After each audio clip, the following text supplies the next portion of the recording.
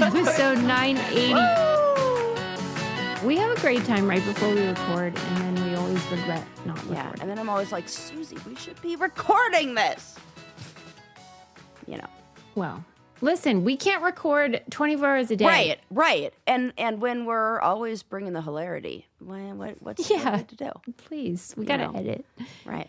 All right, let's get into it, as they say, the influencers. Let's. Okay. Hey, good news. Yeah. I have been wanting this my whole entire life, and I bet you have too. Okay, your whole life is an umbrella that actually works. What? I have been like, we have put a man on the moon. How many times I've thought about umbrellas and their function in my life? Well, zero. Well, that's because you have not lived in Pittsburgh, PA. It never rains in California. Southern California.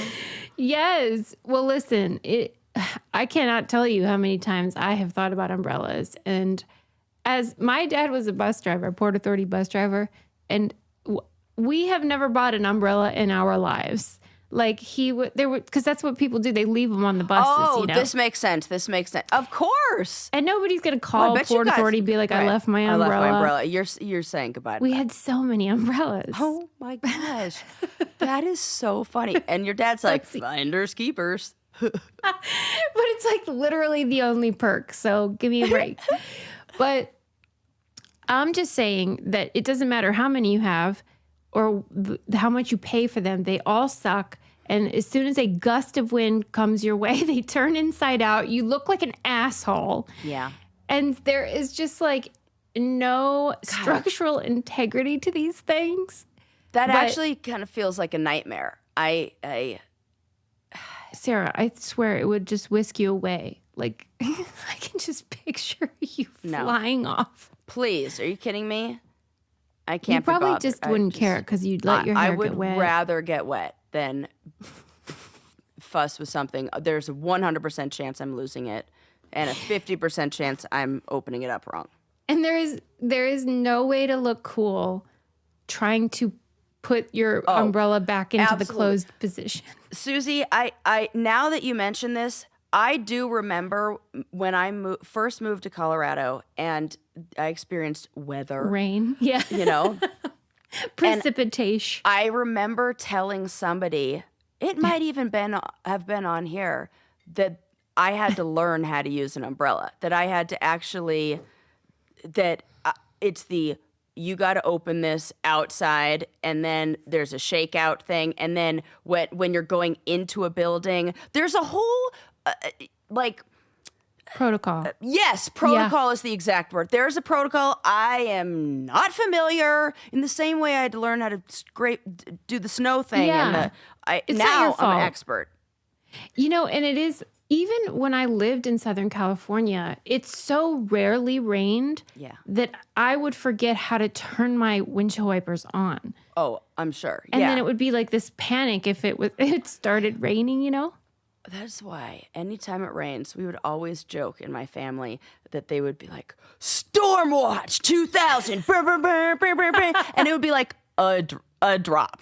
And it's always like, Storm Watch! Get inside! Like, people do not know how to operate if there is any moisture on the roads. Yeah. Okay. Well, so you won't appreciate this in the way that I thought you might. But I can understand. For the times that I had to learn how to use an umbrella, I do know about their challenges. They aren't great. And you just think, how has there never been any advancements over a year? My whole lifetime, it's been the same thing. I mean, we did get that one that comes all the way down, that it feels very like Japanese style. Sometimes it's clear and you could see through it. And they even have the little holes where you, have you seen these? No. Oh, I'm going to have to send you a photo. Is it plastic or fabric or what? Like vinyl, like plastic. Yeah, I've seen some clear vinyl, but I don't know about these holes. And like a where you could see out of. A windshield. Because it almost comes down. It's very much a one-person umbrella. Yeah. You know what I mean? Mm-hmm. Yeah. Okay, so tell me about the updates. What have we done? Changes. Okay, well, allegedly, and I really hope this comes to fruition, but there is a company called Ori that created a new umbrella. And guess what? It is based on origami. Oh, this makes a lot of sense. Yeah. It's a frameless design. So normally, Sarah might not know this. Yeah, that's the problem, is the frame. The problem. Because then it always pokes through that fabric. Yes. And then once one thing pokes through there, you got to toss it. What a waste. You got to toss it. And so they created it without that metal frame that never works. And so it's made with a laminate canopy. It fits into, like, once you pull it down, it fits into a 3.5 centimeter cylinder. Oh my God. And I have a feeling this is very satisfying to watch open and close. Yeah. That's what I'm saying. You know, like a perfect fold when something folds up nice. And it probably clicks because it is Japanese too. And you know them. They don't fuck around. One of my favorite things about the end of the year is the Japanese Stationery Awards. You know, when they give familiar. To paper products? To anything that has to do with stationery and writing and all of that. Like little... Oh, like a pen? Pens or a special way, like a thing that holds like stamps, 2-part stamps. Like one of the winners I'm so into this. That's what I should do. I should just get you the top 5 things from the stationery thing for Christmas every year. You will having to do with love this, Susie. And they're all so like, you know how Marie Kondo kind of feels like a hug? Like, you know what I mean? Of like, there's something soothing and satisfying at the same time. They haven't figured out. That's what even just watching these. So enjoy that. So I only imagine the umbrella, very satisfying. The only thing I'm surprised about is how long it took them, because I thought they would have sorted this out by like 1980, but it's all right. Better late than never. This also feels like we have had the pieces to this. Yeah, origami. Hello. And then we didn't put these two things together. Mm-hmm. Like how it took way too long to flip the ketchup bottle upside down and make that thing a squirt bottle. No joke. Like, whoa. What are we doing? It seems so simple. Like, combine those two things. Yeah, once it's created, you're like, it was in front of us all the time. And I would imagine this is what do they use when they're opening up shields, like sun shields on spacecrafts? I would imagine so crazy. It's You're similar. so good at this. Are you joking? No, I'm not. I would, because that's what my head goes to. Me when you do and my shit head like is like, this should be used on spacecrafts because it could just pop out and then close. This is what gives Sarah a big head, and it doesn't matter how many things she gets wrong, because one of these erases all of that because it's crazy. Basically, in the article in fastcompany.com, it said this has been used in satellites. This compact fold. Yeah, that's what I would think. I'm like, we should have connected those things a long time ago. Of all things. Yeah. I don't even know what you're talking about, let alone thinking they're similar. I've never even seen whatever it is you're referring to. All I know is I want to if you watch Interstellar, maybe you'd be more familiar with space technology and what's needed up there. Wow. Well and done. Also, in all fairness, I dream a lot about the International Space Station. So it feels like you're an expert. I'm an expert. Well, I'm convinced because I wouldn't have pulled that out of my ass under any circumstances. But anyway, it's $250 though, this thing. You can pre-order it now. That's a real gamble. I feel like, think about it. How much you pay for a regular umbrella? The ones I get at Home Depot, which are the best I've found, are $20. That's my guess was going to be $20. Yeah. Okay, so I was thinking 10 umbrellas worth, and then some extra for cute design. Yeah, all right, but do you think it'll last 10 times as long? Well, that's my hope. How long does a regular umbrella last? If you're using it, we're talking Seattle. Hawaii, which is technically the place that has the state with the most rainfall. And they said they tested these for 400 opens. And they doesn't feel like enough. That's a lot. Is it? Yeah, because, I mean, let's say you're using even once a week. That's only 50 a year. 400. You're not going to use that. But every day is probably 10. on a rainy day. You're going in and out of say you're in Japan, or New York City, say you're in a place where you're going in and out of a subway. That might be 10 plus uses in a day. Yeah. I think that's going to add up faster. Here's what I want. You know when you go to IKEA and they have that little machine that's sitting on the chair and it bounces up and down and it's like, we've simulated 1 million sits. I want that. Yeah, I hear what you're saying. Which, that's what the NASA people do. They've got all those, what do they call that? I love this word too, redundancies. That, you know, where there's a fail, if something fails, there's a backup thing. I mean, I don't think I'd pay $250, but if the people that paid $250 are like, it's actually great, then I'll buy it. Okay, here's the question. question. But you can't lose it. You got to put a tracker on that thing. I looked into getting a salt spoon. That salt spoon, which is about the same price. Yeah. Where do you see more value, salt spoon or umbrella? For me, salt spoon. Okay, because it's going to be a daily thing. If you had $250, if you had $250, did they say how long it would last? Do you think? Oh, the salt spoon? The salt spoon. That's actually a really good question, and I didn't see that in there. I'm gonna have to look into that. But here's the problem, and why I didn't get that is because you can't have them shipped to the United States, so you're only getting them third party from I don't like that. I didn't like that either, from like eBay or something like that, and they're jacking up the prices. It was like $600. I was like, absolutely not. No, I'll just put salt in. It's like right. Yeah, it's like I'll wait till these. Wow. Yeah. Well, come on, distribute. We're in a global society. What is this about tariffs? Come on. Right. Yeah, it's like they don't just right. Okay. Don't gatekeep, weirdos. Or you're gonna have to just go to Japan and just. I hope somebody rips them off and makes a cheap one over That's here. what I'm waiting for. All right, thanks for trying. Good story. Right. Thanks. Thought a lot about umbrellas, and in my mind I can see how it folds up, and it makes me really want to do that fortune telling game that we did when we were little kids, where you fold things up and flip it open. That. And that's what my head went to. Is I just saw that. Yes, exactly. Yeah. I'll tell you what your head should go to, or what should go to your head, and that is Nutrafol. Well, if you'd like some fuller, stronger, thicker hair. Yeah, if you want to look like $1 million. Yeah. I do. And who hasn't had this problem? Listen, it's stressful times out there. When they say stress, everything is stress, just reduce your stress. Well, I can't. So I'm going to need some backup reinforcements. Thanks so much. Yeah. And what happens when you're stressed, or when your hormones change, or when you have a crappy hairstylist like me, then your hair changes. Sometimes it feels like it's thinning. In my case, it's incompetence that put my hair in the garbage can. And then you want to grow it back, and you want to grow it back fast. And Nutrafol is the #1 dermatologist recommended hair growth supplement brand, and it's the #1 hair growth supplement brand personally used by dermatologists, and yours truly, Suze and Sarah.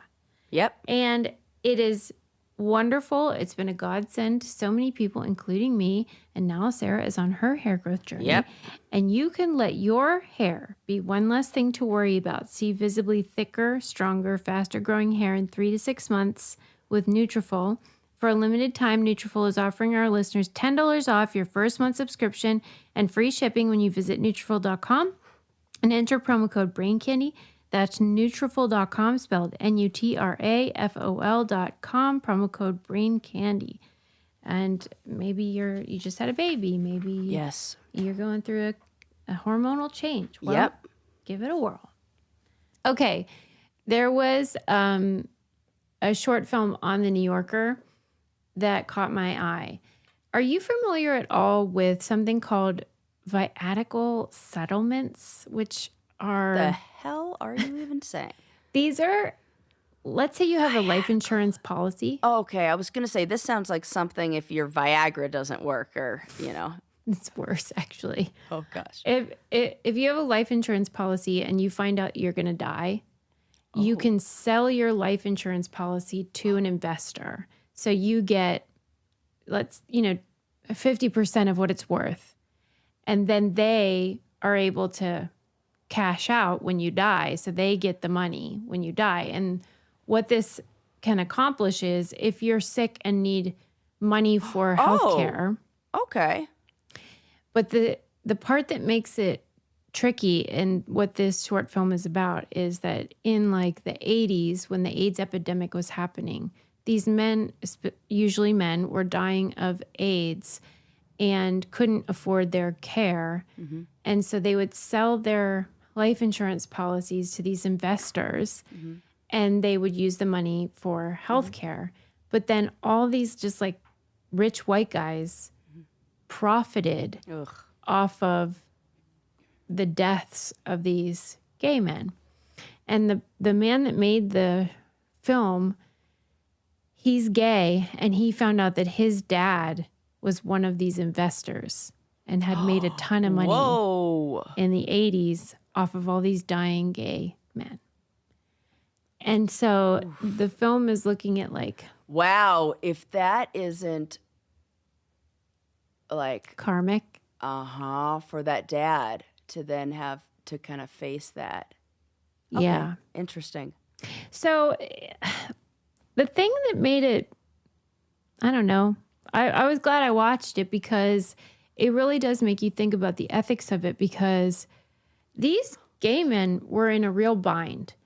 And this was a way for them to make money to help prolong their life, or maybe give them good quality of life leading up to their death. And so they wanted to sell them.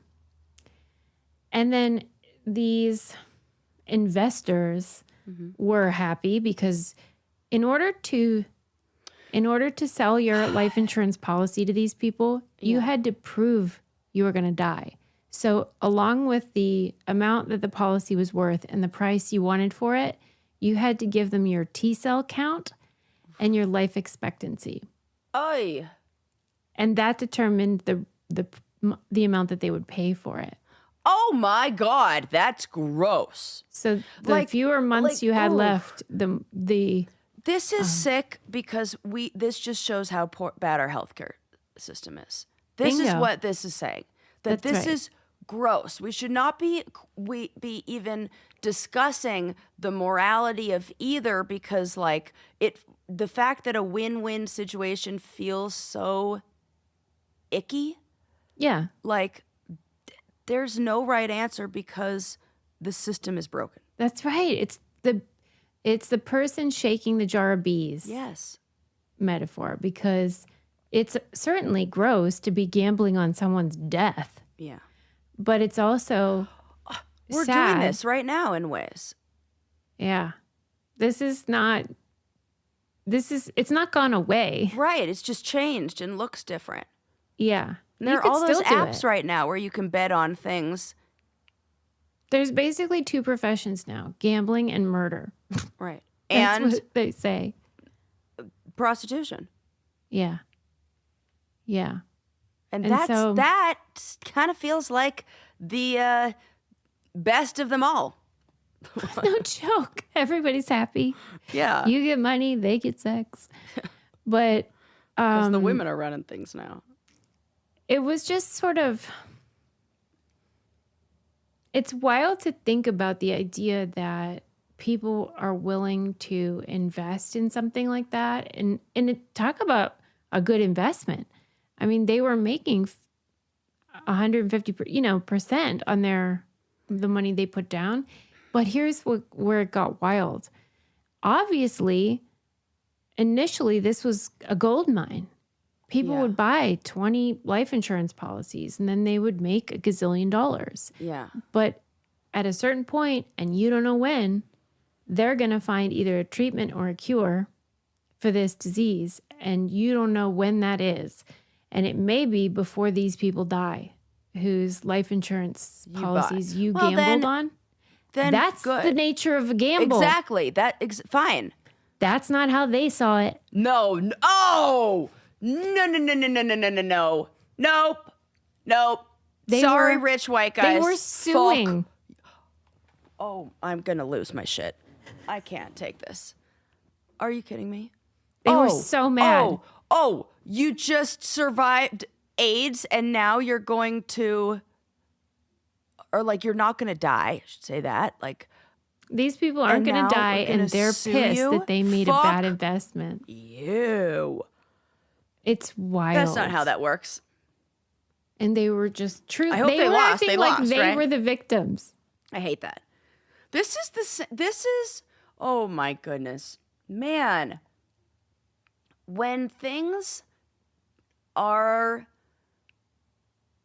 like, when things don't go the way that rich white guys want, nobody is whinier. Nobody. Because it never occurred to them. Right, that they would. That they could be the meanwhile, losers. they've been scammy and taking because advantage. That's entitlement. That's the nature of entitlement. Right. You're so right. I hate it so much. It's gross. It's called, the documentary is called Cashing Out, and it's on the NewYorker.com and their YouTube. And it's really interesting because, like, on one hand, everyone's on the same page. They need the money. These gay guys need the money. And then the investors normally were happy with the payout. But then it got sideways. But I mean, in general, do you feel like, I guess I felt bad for the people that were dying because I wanted them to have the opportunity to make that money if they wanted to. Yeah. But it was still gross to see people willing to do it. Yeah. I'm mad at our healthcare system that doesn't want to save people, that wants to make it difficult and wants to bankrupt people to get well. It's crazy. Crazy. Okay. Next up on my list, it's hard to decide. Okay. Do you think that parents have a favorite child? I think it rotates. I think they do, but I think that it can change. Yeah. Okay. Well, because I know when I'm the favorite in my family. Yeah. That was fun. I remember that time.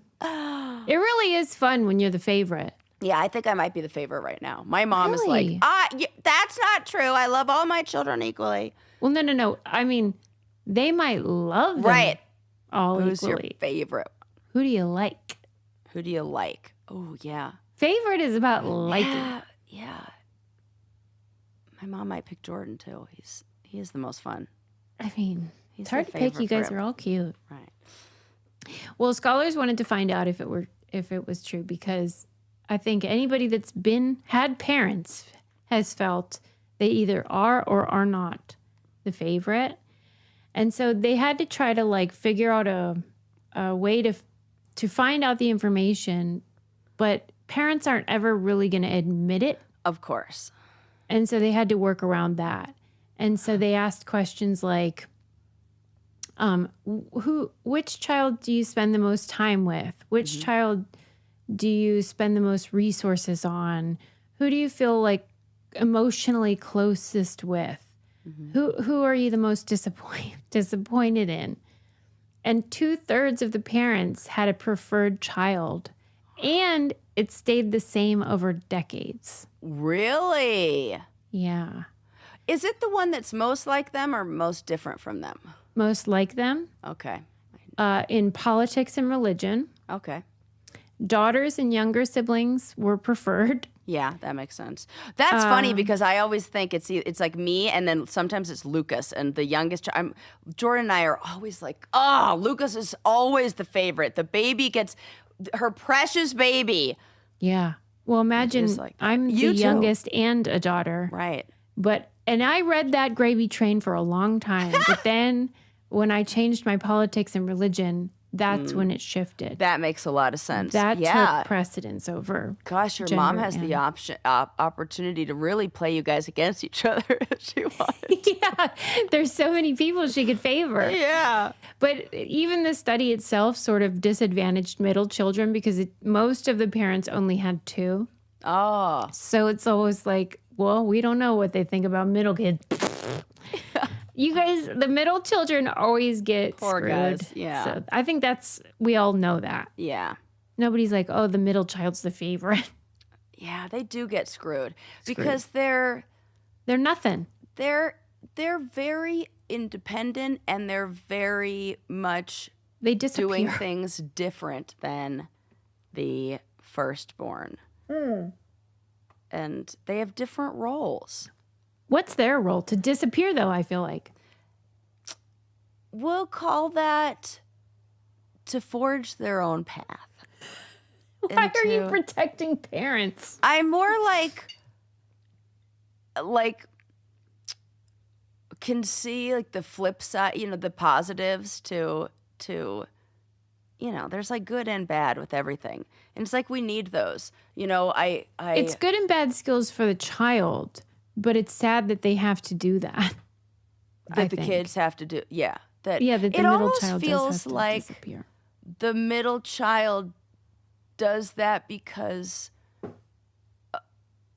of the roles that are left, like there's already the firstborn is going to be the rule follower and like the third parent, sometimes the second parent. And that, or sometimes the first. Yeah, or the only one. Right. And so that role is taken. And then you need somebody to be the one that gives that oldest child a job in a way. And I think that pair, the oldest and then the next one, and then the youngest, to me, it feels more of like the entertainment. You think the entertainment? Uh-huh. Yeah. They're meant to make everybody else laugh. You know what? You're right, because we dressed up Luke. We made him we did all of that. Lucas it's like a pet. He was the pet. He was like the joke. Yes. And dance monkey if they dance. fuck up, everyone's like, who cared? Yeah. But if the oldest fucks up. Oh my God. Forget it. Forget it. You're so right. When the youngest fucks up, it's like, they're little dickens. Oh my God. Like they can do no wrong. I know. I feel bad for the firstborns. What the hell? You guys got a real raw deal. Well, but I do feel like the favorite is yours to lose. I do agree with that. Yeah. Yeah. To you. Totally. Not to the middle child. Fuck that guy. Right. Okay. So it said that, that they tend also to favor the child with the most agreeable personality. But I feel like it's a chicken and the egg on that one. Totally. They're easier to parent. And then, totally. The thing they said that trumped everything was values. So if you share values, you are a front runner for favorite. Absolutely. And that things that we, like as the child, we think matter, like our success or whether we do things wrong, like addiction or something like that, that didn't really matter. Oh, it's okay. It's stuff that is more just like alignment of values and personality rather than success or failures.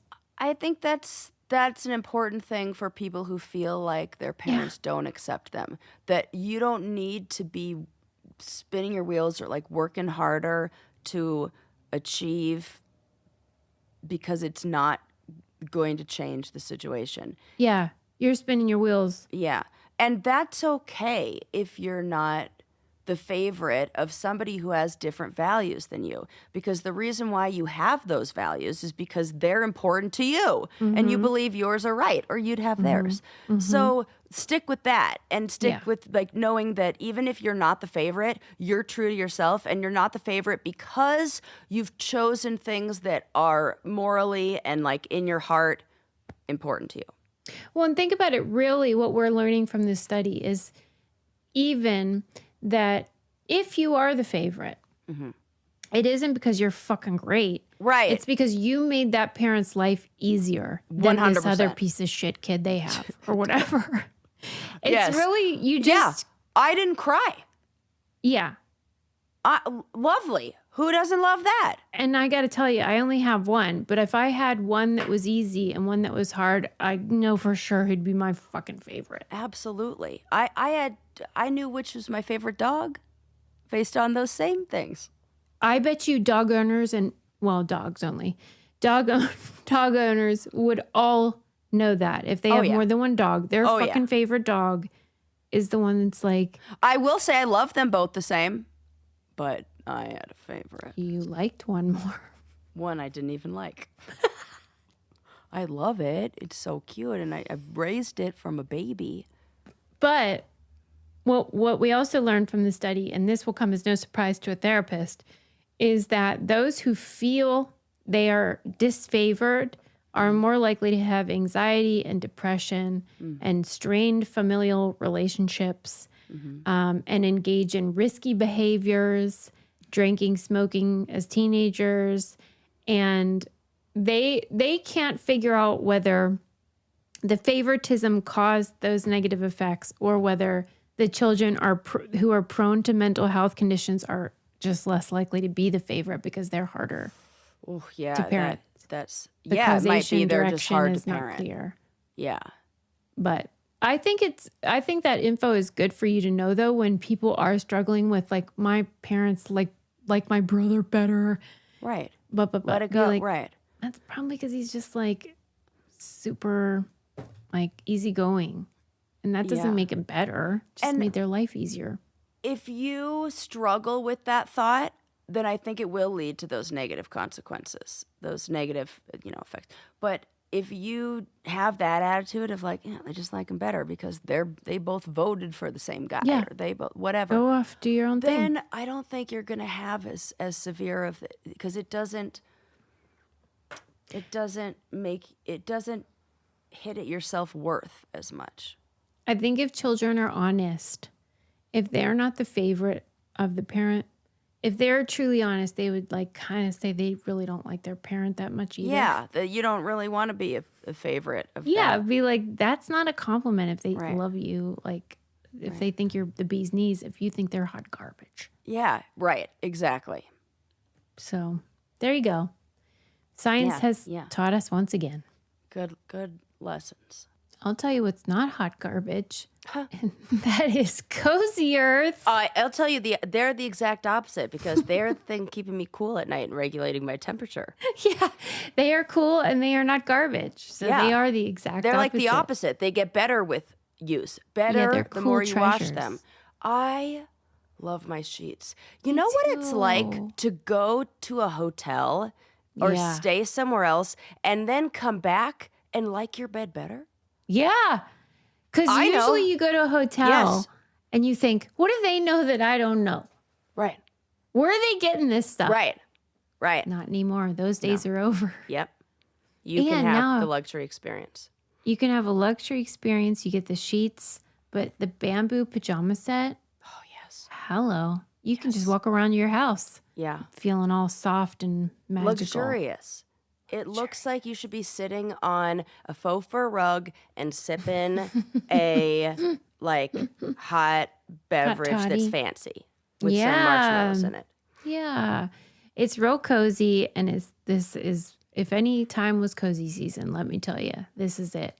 They have a 100-night sleep trial. Ooh. So you can give those sheets and stuff a try, see what you think. It's hassle-free if you're like, no, they're not for me, but they are. And they have a 10-year warranty, so if there's a problem, they will handle it. Yes. And because that's how long I want my sheets to last, too.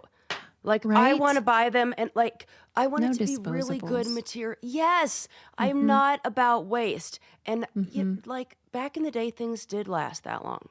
And now there are companies that are making quality products that will last that long again. That's right. That's a really good point. And so we should support those companies because I'm sick of the other ones. These viral PJs are so good. They sold out during the holidays, but now they're back with an exclusive deal only available January 25th through February 8th.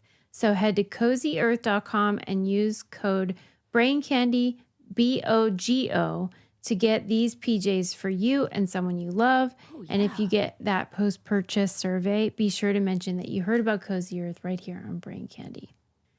Do you want to hear about women and exclamation points? I always find that interesting. Yeah. Oh my God, we use them so much. Do you personally? Yeah, because it comes off as it's a way of having the same tone of like I'm breezy. I'm just popping in to ask this question. Like, we put just in front of, I just want to know, da da da da. Like, it's trying to be light and like not too serious and not burdening anybody. Yeah. And then I feel like when I just use a period, it does feel harsh. Yeah. How about how, like, I told Sarah I had to like edit out 20 minutes of an episode because I got wasted accidentally on it. Didn't even notice. And it's she's like, you always seem like that. Had no idea. But it's champagne. It should be illegal. It should be like heroin because it's wrong. It will sneak up on you. So and, listen, and I don't you know how mix the a rest little of bit this of episode OJ. will go, but Enjoy. Yeah, if things go sideways and like our outfits, if you're watching the video, if our outfits change in this episode, it's this. It's the old Prosecco. Okay, well, I'm saying. Just At least I straight-laced and admit it. sober over here. Boring. Save some champs. Sarah's making good choices like a first child would do. Yeah. Not me. I'm trying to be the entertainment. Okay. Okay. So like women always like hem and haw about the exclamation point thing and even the language like Sarah said about saying like I'm just wanting to check in. But we're always softening the edges. But I always argue like I like that we do that and I wish men would do it. Yeah. Like we're always wishing we had argument. more of like a masculine affect and I'm saying no. They should have more of what we're doing. We're nice. Yeah. Make them and we're be nice. enthusiastic. Yeah. And we're exclaiming. Yeah. And I am kind of saying it like that. So good. Yeah, I'm just saying, I guess my point is simply we shouldn't make apologies for these exclamations. No, I agree with you that men should join us. But unfortunately, they do have negative effect. But okay. So the scoop is that they found that women not only use exclamation points more frequently than men, but that this difference carries real consequences for those writing and for those reading. And they say across several experiments, participants judged writers who used exclamation points differently across measures that included perceived warmth, power, analytical ability, and competence. We already knew that. But we still do it. Okay. Because we want to be perceived as nice, because that is also what it does. This is a real tough one. Okay. Because now what the fuck do I use as a therapist? Yeah, because you want to have authority as a therapist. I want to look competent and professional, but also friendly. And I don't want them to think I'm like, if my therapist texts back with like, okay, period. I hate it. Yeah, I would be like, why are you being like that? Oh my God, they hate me. Like, yeah. And I don't feel like that. So I'm like, yeah, no problem. I'll see you then. Exclamation point. I'll see you then. Yeah. See, I'm glad you do, because I do hate that when. Right? You wouldn't want a therapist who did that, right? What about if you had a male therapist? Straight. Male therapist. I don't want him to use exclamation points. Because it's like. Weird. What are you doing? Why is he so enthusiastic about our point? Oh my God. This is not good. Yeah. And that's this is not good. Because you realize how this is a problem. We participate in the problem. I don't know what I'm going to do about this one. Right. Well, right. We need a poll. What would you want your therapist to do? Please. We should give examples of like, which reaction would you like? Yes. From your therapist? Yes. It's so hard, Sarah. You're in a really hard position. And you also don't want to be overly enthusiastic, because what if they're messaging you about something that's like a real, tough thing that you don't want to be like, yeah, okay. Like, I'm not writing like, can't wait to see you next week, blah, blah, blah. But you know, I mean, they see probably. you Tuesday! Exclamation point. I'm going to do that. What if you said see you next Tuesday? No. I actually think I said that once, and my client and I laughed and laughed and laughed. We had a good laugh about that. And I was like, I'm sure with you, your don't know what I'm saying. clients know you, and Yeah. it's different. But I'm like, for most therapists, they don't have that advantage. But Yeah, I do get cool clients because of that. okay, because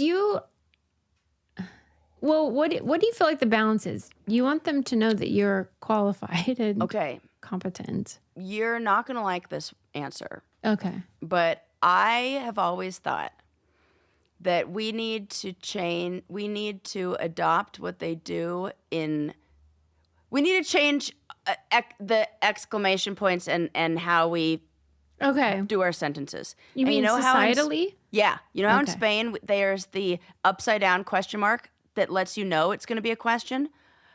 I want for an actual enthusiastic, like, oh my God, I can't believe that you're pregnant, to have an exclamation in front and behind, like the upside down one, that lets you know, or both. We don't even have to make it complicated, like both in front, something like that. And then if for regular, just like uplifted speech that's not being delivered monotone, regular exclamation point. Okay. We need tiered. Yes. We need another tier of excitement. Yeah. I can see how that would be useful. I've been thinking about this for years. Yeah, it's just that we don't have enough options. I know. That's why I went, upside down exclamation point at the beginning. Well, because you don't see exclamation points as unprofessional, correct? Or you do? Depends on who I'm writing. Like to your clients? To my, no. Not in the, no. Especially when they're talking about like things that they, like wins or things that, you know. What about just sort of scheduling? See you then. Yeah. You exclamation point. Uh-huh. Oh, okay. Or sometimes I do a thumbs up. Yeah, I think that's good. Is this mostly text or email? I think that matters. Text. It's all text. Oh, right. You guys all do that. Email, I would probably do periods. But maybe email on its own is already too formal. Yeah. If it's text, so you guys are texting. Like, you know. LOL. Sometimes I'm always like, yeah, if there's an appropriate meme that you feel like says a message you want to convey, that like, yeah, send it. Wait a minute. When would they do that? Maybe I don't know what therapy's like now. Like, I've never had to do this. You can absolutely, like, I think you can, It's super cash? It's cash. Okay. Well, that's nice for them then. And exclamation points are fine. Yeah. It's long gone are the days of Sigmund Freud. Yeah. All right. So. Okay. And then finally, last thing about this study, it said that heavy users of the exclamation point, a group that is overwhelmingly female, of course. Yep. We're seen as warmer. I like that. Oh, okay. More enthusiastic, because we are. Yeah. But also less analytical and less competent. Yeah, that's... So it's a real trade-off. Yeah. And now I just do the double exclamation point if it's the real enthusiastic. No thing. way. Yeah. Wow. You don't see that when I text you? I'm sure, but we're not trying to be professional. No, we're not. Never. Oh, no, I'm not even, in no professional setting would I use double. It's only when I'm talking to my friends on text. Oh, okay. Yeah. Well, you don't ever have to fucking, like, monitor. Right. Listen, I don't even correct my spelling. So far past. Please. At any rate, I do think this is a real problem for gals, and I don't think it's going to be changing anytime soon. I did work on getting rid of the just. I don't say that anymore. I deleted that. Really? From my... You thought it was undermining? Yeah. And I just wanted to... I'm going to use extra. say it. Justs. Because of this thing. I just wanted to see what it was like. It was I don't okay. know. All right, fine. Yeah. I'll let you do that. Okay. I wanted to do a little quiz. I just thought it would be fun. Oh, love a quiz. One of my favorite music Substacks is that Chris Della Riva. He had the book out called Uncharted Territory, but his Substack is so fun because he uses data to like quantify music stuff, but it's always just like such a delight. And recently he was tracking like the names of celebrities in songs, like who's the most referenced. I could, yep, I got some guesses. No way, off the top of your head. Off the top of my head. This is like the Sadley thing. How does she do it? You're prodigious. I don't know. Well, would you like to venture a guess of this could be any kind of public figure, any kind of person that their name. Doesn't have to be like an actor or something. Oh, this is the athlete, politician. Oh, this is the most historical figure person, not actual just name like used in songs. Right. Oh, Public okay. figure. Then I don't know the answer to that. I am going to have to think. Oh, But okay. I did have an answer for just the names. Just the names. Okay. Okay. Let me think. Well, let me just, while you're thinking, just say that he put in, I think it was the top 20. There were only 2 women that even made the top 20, which is infuriating. So it's probably a man. Yeah. And it can be, like I said, any kind of public figure. Yeah, I think it's going to be something like Casey Jones or like a random, like something that they reference a lot, or like Johnny Cash, or like that's like referenced in songs. Those would be the 2 off the top of my head. I'll tell you who number 2 was. Yeah. Number 2 was Michael Jackson. Okay, number 2 is Michael Jackson. Oh, okay. That makes sense. Like, yeah, I can think of a lot of songs. Is it Kobe Bryant, like a basketball player? Is it Kobe? No, but or I is bet it Michael he's Jordan? In the top. It is Elvis. Elvis, dang! Yes. I felt like I was close with Johnny Cash. Kobe's number 4. Okay. That's a great guess. Great guess, because I never would have said Kobe in a million years. Good guess. And the 2 women were... Tia and Tamara. Somehow they get mentioned so fucking much. What is? They are mentioned in so many rap songs, it's ridiculous. Do you want to guess one of the women? Oh, Dolly Parton. I would. That's what Adam said. Oh, that's so funny. I never would have guessed her either. It's actually Oprah, and I probably would have guessed Beyonce if I were guessing. Yeah, Oprah's number 1. Here's why. There's a lot of like Oprah, like I'm telling you, the rap songs just they're name dropping. They're skewing. Yeah, they're skewing the data. It's going to go more towards like the people that community would be idolizing or referencing. Yeah. But he does a really good job of explaining what he thinks contributes to the frequency, and it's not just sort of like how famous they are. Right. No, it's what also they do. like if their name like rhymes well or is usable. Yep. Yeah. Elvis, pelvis. Come on. and like shaking legs, like I feel like that kind of. And he used the reference of some athlete with the last name Arenas, because then it's like he's, you're talking about, it's basically my theory about last names. Right. And then you can rhyme it with itself. Yeah. But he said that the things that make you referenceable are like if you're a historical figure, it's usually used as a symbol. So like Bill Gates may be used, number 1, because his name rhymes with a lot of things, but also because he represents wealth. Yes. And then they were saying that, like I said, if their name is fun, like Oprah's a fun name, that Arenas guy, that's a fun name. And then if you commit a crime, that also OJ, I'm surprised he's not listed. Maybe he might be in the top. I bet he is, Sarah. I bet he is. Look. Let's look. Okay, Elvis, Michael Jackson, James Dean, Kobe Bryant, Michael Jordan, Oprah, Bob Marley, Mick Jagger, Mike Tyson, JFK, Bill Clinton, BJ.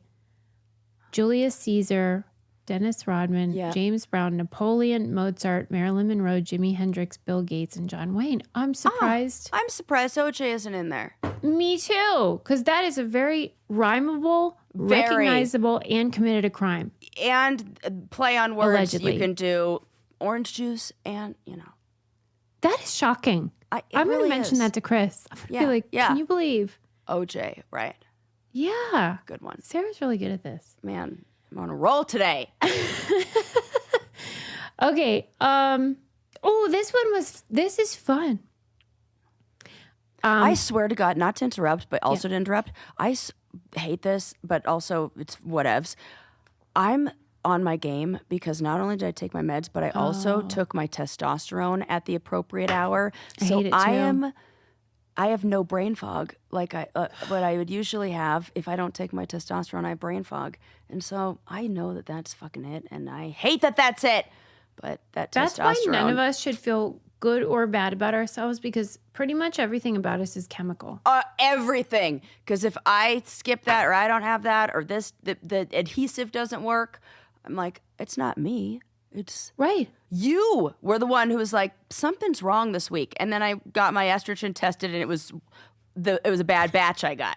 You're like, I knew something was up. She was poisoned. You're like, why are you terrible? No. Okay.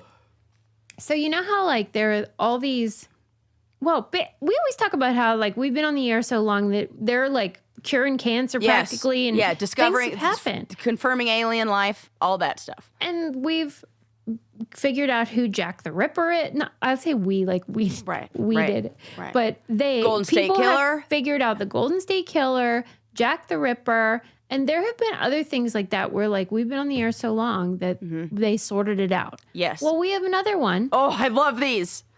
They figured out who the Zodiac Killer is. No! And why isn't this big news? Probably because there's so many other worse things in the news. But and guess what? The Zodiac Killer is the same person that was the Black Dahlia Killer. No! Yes! A 2-for-1! Wow. Imagine the ego of that guy getting 2 serial killer names. And he loved that shit. We didn't think about it because that must have been a different MO that he used for the and different locations. Isn't Black Dahlia LA? Well, they're both California, though. Yeah. But I LA, don't know San Francisco, where I feel like Northern specifically. California is I guess Zodiac. he was on the road. He must have been or moved. I did the same thing, but people didn't die. Listen, I don't know. I guess because maybe they aren't like officially saying it, but like they know who did it. Because this guy, one of the, you know how people always say I'm obsessed with the spectrum? Yes, I am. Yeah. Because it's fascinating what people on the spectrum can do. Yeah. This fella spent fucking 8 hours a day putting stuff into AI. Oh. And put all the possible people like in the population that it could have been, and then narrowed it down by height and race and all the things that we knew for sure about. They were just doing the Zodiac Killer, but then they ended up like accidentally figuring out both. But they put in all of the whoa. data. So the Black Dahlia Killer was also an unsolved. Yes. Get out of town. Yeah. It wasn't like they already caught him for one, and now they realize this guy died free. He's dead now. The guy. He died free. They caught him. They realized he did both. Yeah, both. I see what you're saying. Mysteries. 2. That's why you said 2 for both Yeah, solved. 2 for okay, 1. I totally get it now. And he's an amateur sleuth. He's not like a detective or something. That's why they don't want to talk about it. Probably. And you remember how there was, I forget, what do they call the things that the Zodiac Killer used? The cryptic, like, what are they called? Cryptids? I don't know. Yeah, something like that. But whatever those things that you have to decipher. Cryptography. Codes. Something like that. Okay, well, whatever, there was sort of one code that they sort of baited the Zodiac Killer, like, oh, well, if you're so smart, do a code with your own name in it, and then we'll try to figure it out. So that was the one that everyone wanted to figure out. Like, what is this code? Yeah. Anagram or whatever it is. Cipher? What the fuck? Cipher! Yeah. Thank you. Yeah. I was Yes. like, it seems like it's going to be a C, but I remember it being an S. Yeah. No, you're right. Or The is it a C? cipher. Or maybe I think it's going to be an S, but it is a C. One of those two. I Yes. have no idea how to spell that word. He did a cipher that he said included his own name that no one could figure out. And so this guy put it into AI and then put in all this other stuff, this data to like narrow it down to figure out all the possible names it could be. Yeah. And so then he like cross-referenced it and it took him months and months, 8 hours a day. Yeah. And then eventually they narrowed it down to a few people and then ultimately this one guy. And this guy was on the list of suspects. Oh, they always are. The name was like, oh, it's this guy they thought might have done it. Oh, they always fucking are. Yeah. It's totally fascinating. And then... Wow, I can't believe that we didn't hear about this. This didn't... Yes, I read about it. It's only coming across our desk now. Right, Sarah. This article, though, is in the Los Angeles Times. And so, like, people are now talking about it. But still, like, you would think that this would be, like, breaking news, whatever. Yes. So if they make a movie... Yeah. Multiple movies. Yeah. With Mark Black Ruffalo Dahlia and Zodiac and all the... If there are movies based on the killings of these people, then... Maybe keep us posted. Yeah. We want to know. Yeah. They're writing screenplays. Especially if the Rotten Tomatoes score is over 75. Right. We all saw these movies and we're like waiting. Hey. Zodiac is a great movie. It really is. And they weren't even close. But no, they were. I mean, if he was on the short list of people, it could have been. They weren't. But that, like, close only counts on horseshoes and hand grenades and also catching serial killers. The article was like amateur No, sleuth not, it doesn't count in slash get such a, you know what I'm saying. Basically. Doesn't count. The end. And, okay, so then they went to... The killer's dead, but his son is alive. And so they gave him a jingle and they were like, hey, we think maybe your dad was like, got some weird shit going on. Don't call me with that.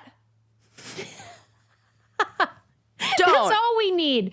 She has lived through enough as a first child. Don't call me and tell me that my relative, my own flesh and blood. I want that phone call. I'd be like, oh. That explains a lot. Just like... Honestly, that would answer some questions. I'd be like, okay, put it on the list of shit. Yeah. Like... Right.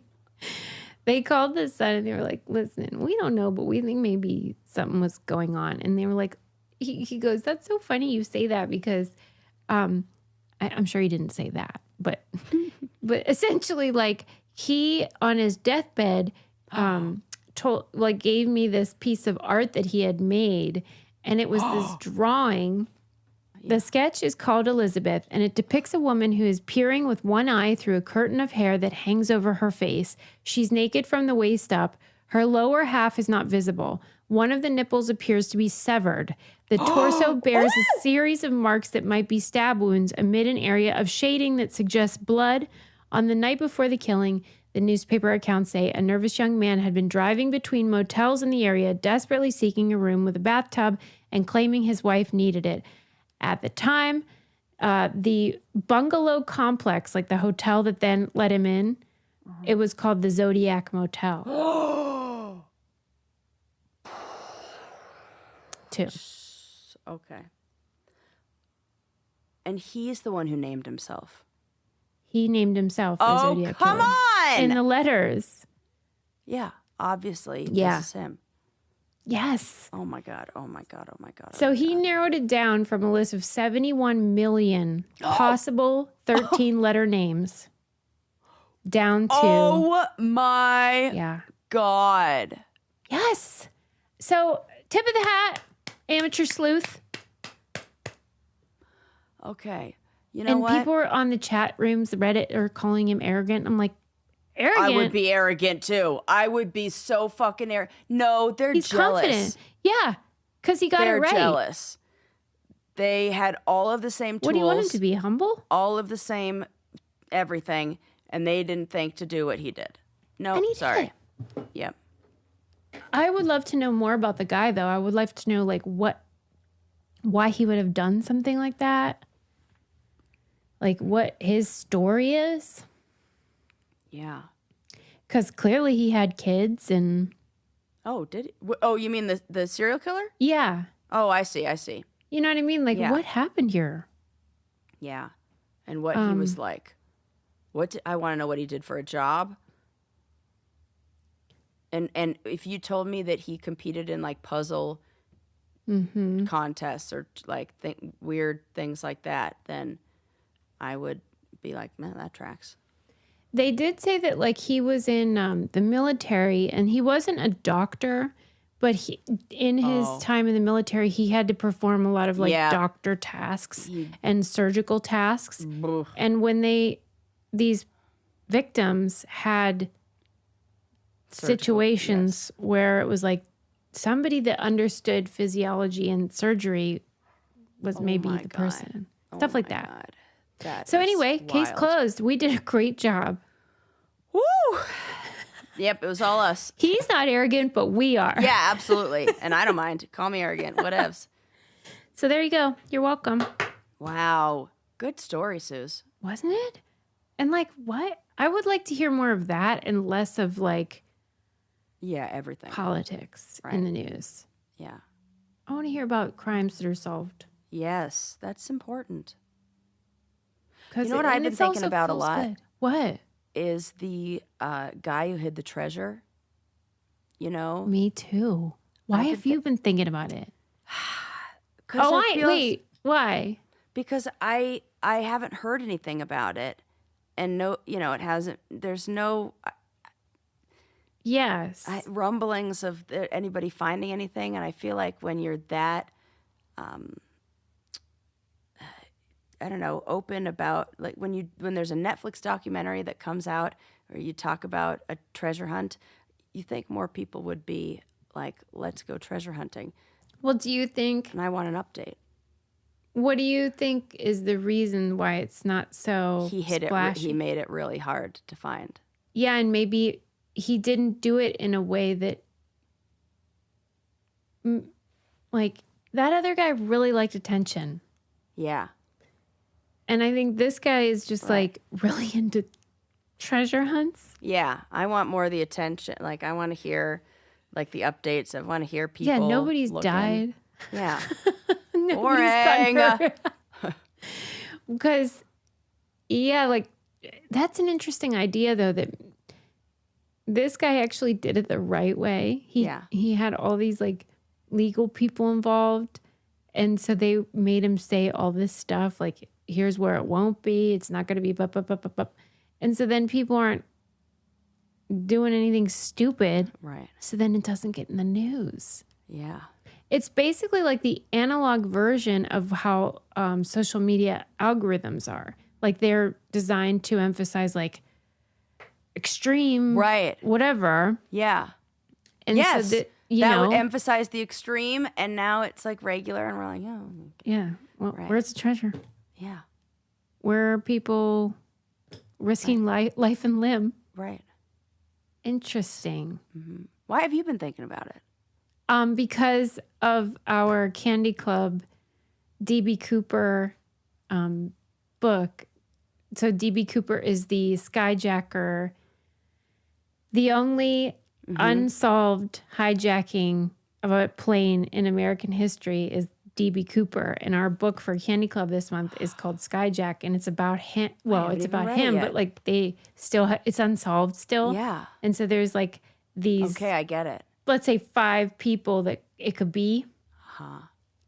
And you start thinking like, which one was it? And where is that money? And because he parachuted out of the plane with the equivalent of $2 million. Yeah. And we still don't know who did it and what happened. And so it's one of these things on like online that people lose their marbles about because nobody got hurt, nobody died. Right. I like that kind of get away Yeah. with it story. I want that guy to never be found, but I do want killers And it feels to be found. similar, like this sort of treasure. Yeah. And somebody got away with it, and like, I think I know who did it. I solved can't wait to another read. mystery. Yeah. I need to read it. But if you don't want to read the book, because our book is Skyjack for Candy Club, you could just watch this documentary that we watched that was put out in 2020 about it. It is literally the same information. And so I'll put that on our Instagram story because I want people to come to our candy club. Yeah, that's a good pick because then people will come if they just watch a documentary. Yeah, and I want to know like who do it's they like think when you did do it? a book club or when you do a book report, but you do it about a book that they made a movie of, and you just watch the movie. Yeah, you get to do that. Yeah, and like I want to know who other people think did it because to me it's obvious. Oh my gosh! Okay, well I got to get reading. Yeah, and it's an audiobook from my library, so I told Sarah I quit listening to the news and I just am listening to that book. Yeah, and it's fun. Oh, good. I need a little bit of that. Yeah. So join our candy club. You can join on our website, thebraincandypodcast.com, because I do want to hear what people think happened. Yes. And DB Cooper is like a fascinating character. Yeah, that's fun. All right, everybody. We'll see you next time. Bye. Bye.